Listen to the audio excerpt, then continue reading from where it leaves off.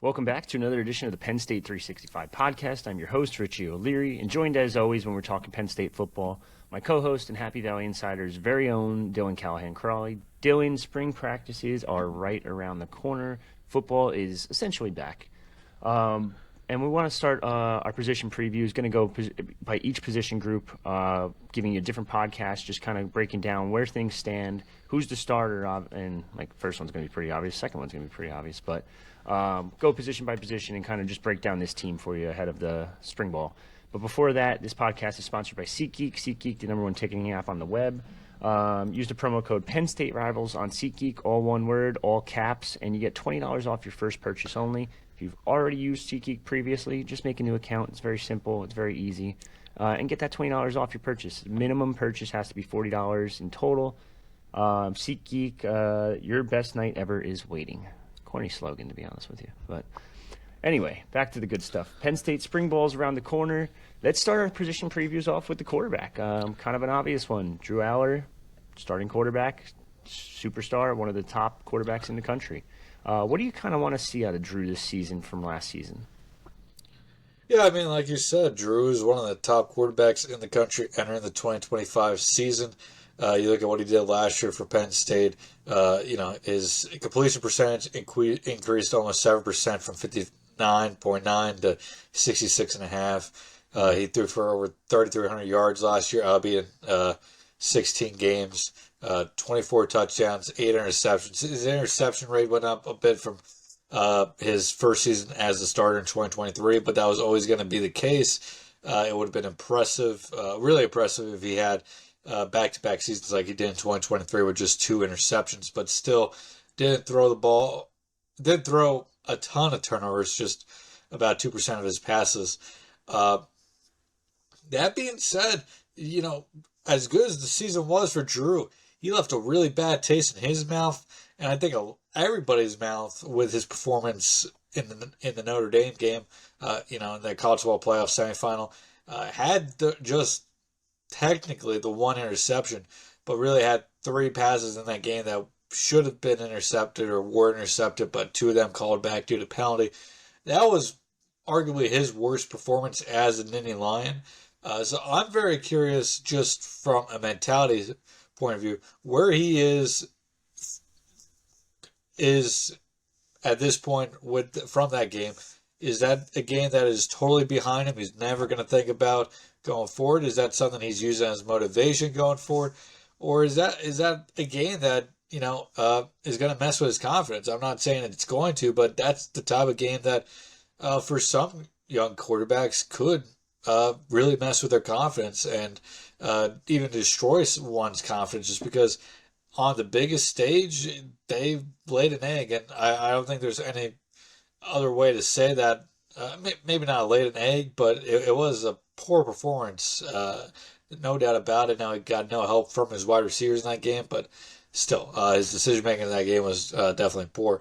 So I'm interested to see where he is in that regard. But other than that, I think if you're Penn State, you want to see out of Drew this spring, is just continue to develop in those little spots. His mechanics are usually really good, but when he gets out of sync is usually when those issues begin to occur.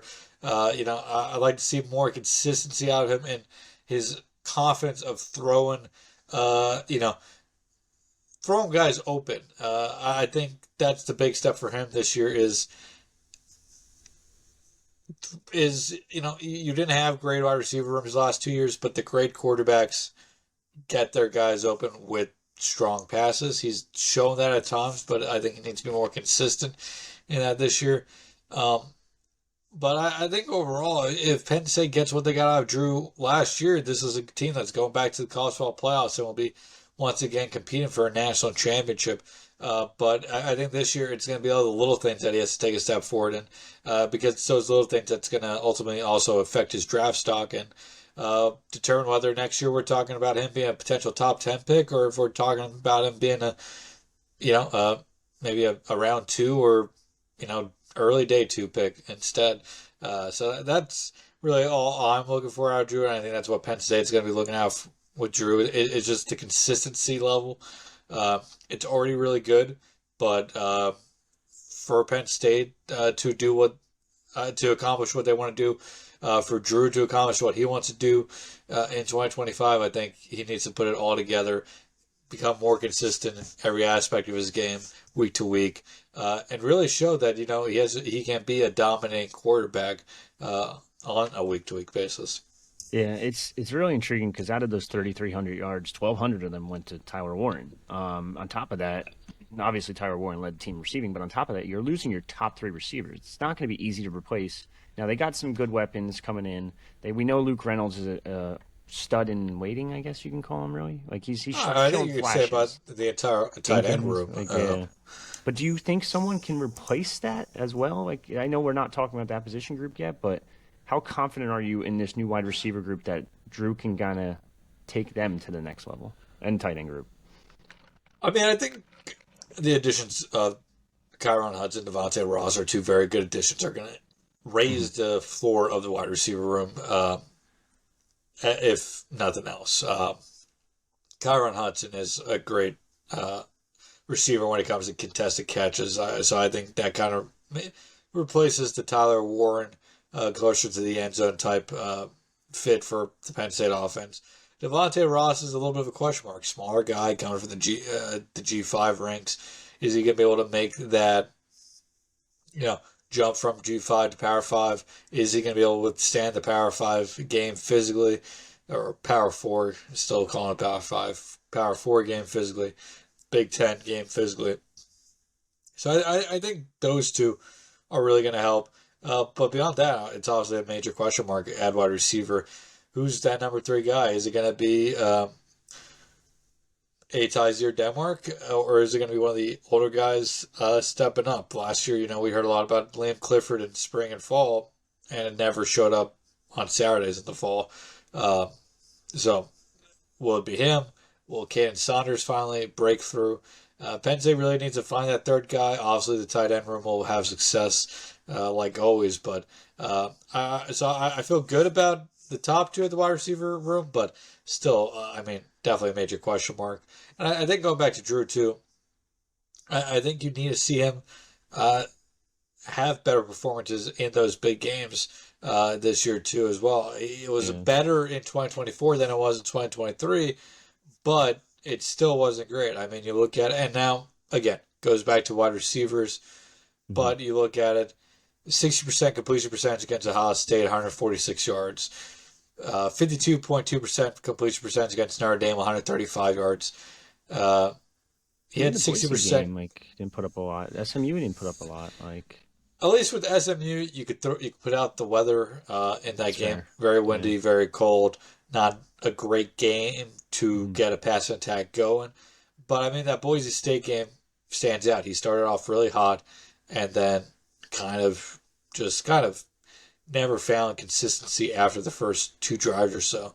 Now he played good in the Big Ten championship game. For the most part, 20 for 39. It's only 51%, but had 226 passing yards in that game. Now, again, he needs help, but I like to see him step up in those games this season. And, his performance last year was good enough for Penn State to make it as far as they did. If he takes these small steps forward, the big game one being the biggest step forward, Penn State really does have a chance to win a national championship this year. It's just going to be, I just think that Drew is truly the make or break for Penn State this year. If he can take those steps, like I said, they truly can win a national championship this year. If he struggles to take those next steps, then ceiling's still high, still a college football playoff contender, still will be competing for a national championship, but it'll be a lot harder to win one. So let me ask you this. He's tied for 6 right now in Heisman odds. If you were hypothetically betting on it, do you think he has a shot at it? Like a legitimate shot? Or do you think it's not like a flashy enough pass-heavy offense that it kind of hurts him? Yeah, I don't think it's I don't think he has maybe the tools necessary around him to win a Heisman. I think Penn State's passing attack could be a lot better this year because of Kyron Hudson, because of Devontae Ross, and maybe a third guy does emerge.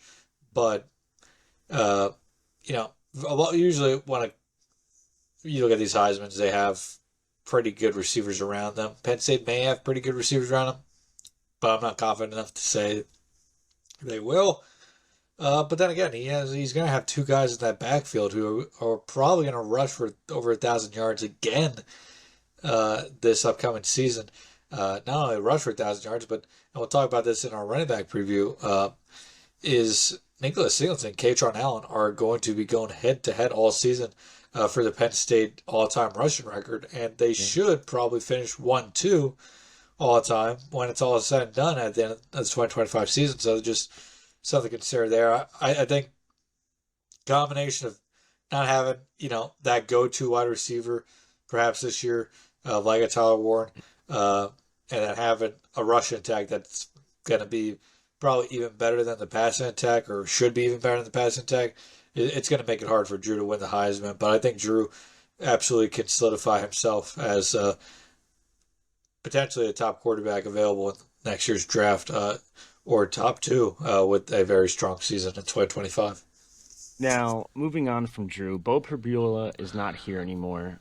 The backups are a little green. There's not much snaps between all of them. Yeah. Jaxon Smolik, we know, missed time. Ethan Grunkemeyer has 2 attempts in his career. Yeah. One of them's an interception.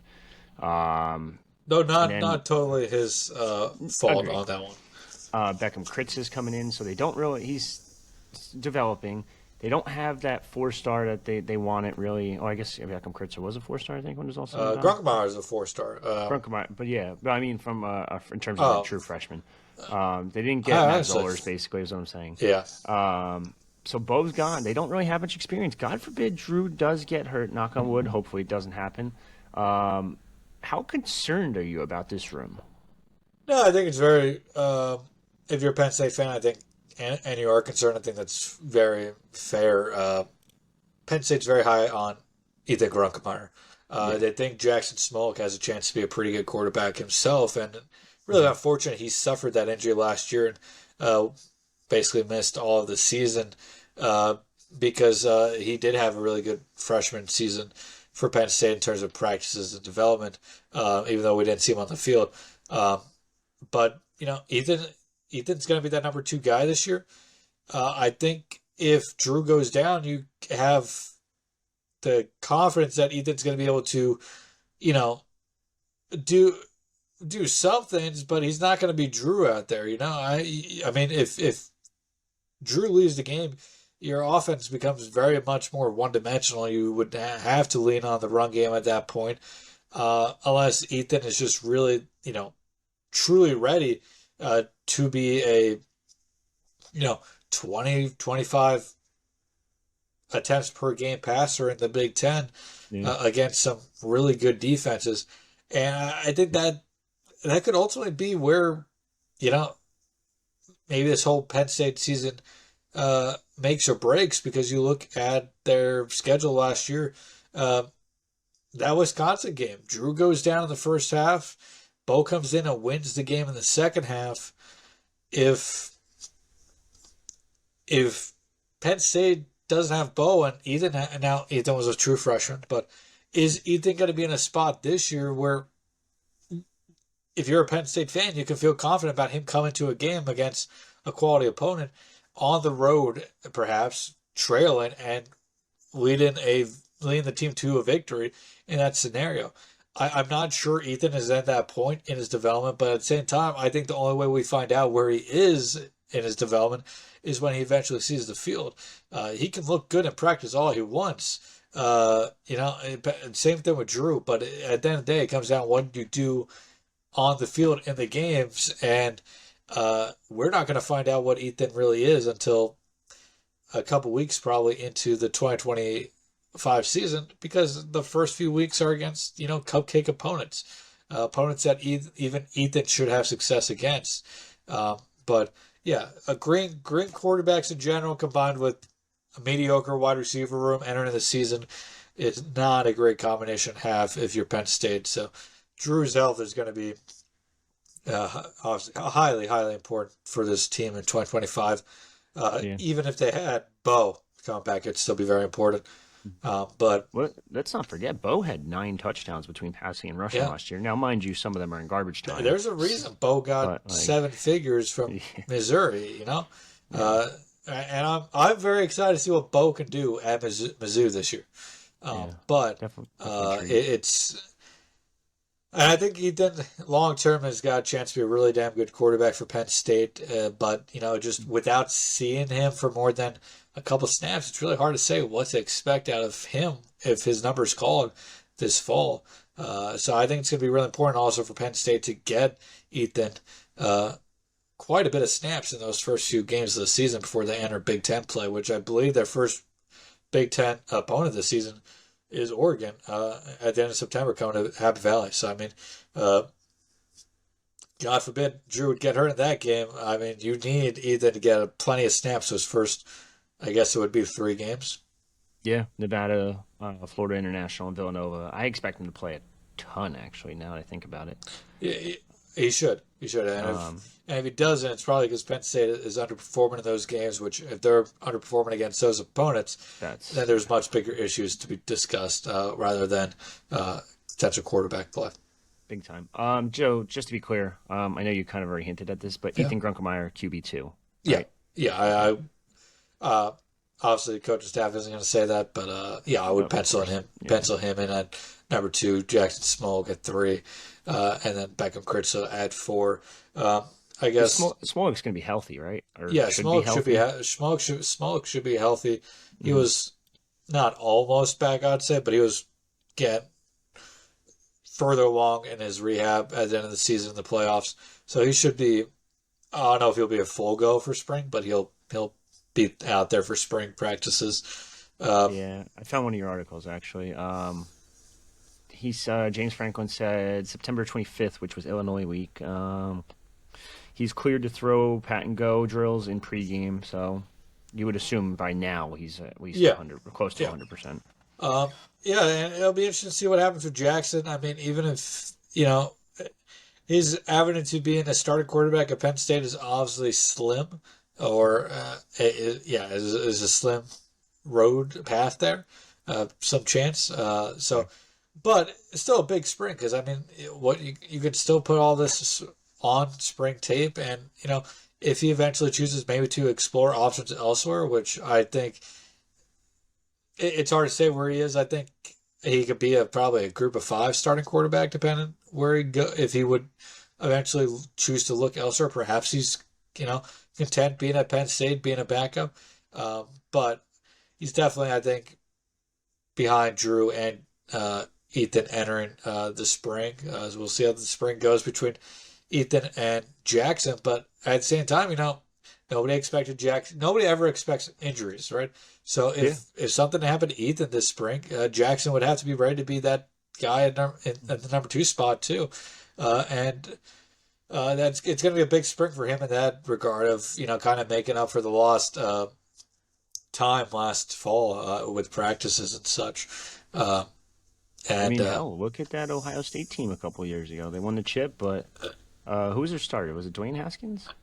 And then he went down, and then Cardell Jones, then JT Barrett, then Cardell Jones. A couple years ago, as you talked Yeah. about a decade ago. Yeah, that's actually crazy. It's been a decade. Yeah, already, yeah. That insane. was it's what do you mean? It was only 4 years ago.